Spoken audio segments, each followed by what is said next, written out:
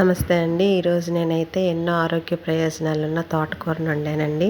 ఇందులో చాలా విటమిన్స్ ఉంటాయి. అలాగే మనం ఎప్పుడైనా డాక్టర్స్ దగ్గరికి వెళ్ళినప్పుడు బ్లడ్ పట్టాలంటే తినమనేది ఆకుకూరలు. అందులో చాలా మంచిది తోటకూర అండి. ఈరోజు తోటకూరని 3 కట్టలు తీసుకున్నాను. ఒక కట్టనైతే ఫ్రై చేశాను. ఎందుకంటే ఇంట్లో అందరూ కూర తినరు కదా, ఫ్రై చేస్తే ఇష్టపడి కూడా తింటారు.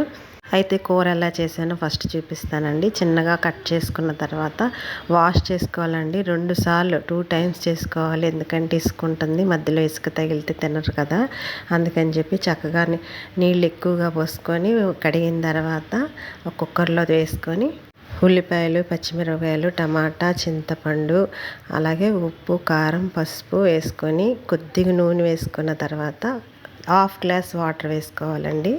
3 విజిల్స్ వచ్చిన తర్వాత దించుకొని మెదుపుకొని పోపు దినుసులన్నీ వేసుకొని తాలింపు వేసుకుంటే దీనికి కొద్దిగా ఆయిల్ పడుతుంది, చాలా టేస్ట్గా ఉంటుంది. అలాగే ఫ్రై కూడా చేశానండి, అది కూడా చాలా ఈజీ. తాలింపు దినుసులన్నీ వేసుకొని చిన్నులపై బాగా కొట్టి ఎక్కువ వేసుకోవాలండి, మంచి స్మెల్ వస్తుంది.